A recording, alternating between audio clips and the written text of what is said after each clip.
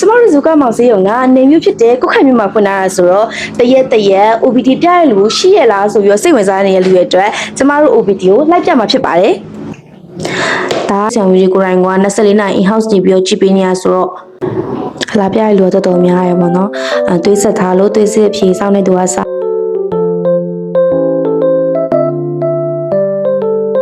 စေုံမှာလေအထွေထွေယောဂကုသမားတော့ဗောနော် physician လည်းရှိရယ်ပြီးရင်အထွေထွေခွဲစိတ်ထုကုစာကျင်လည်းရှိရယ်ပြီးလို့ရှိရင်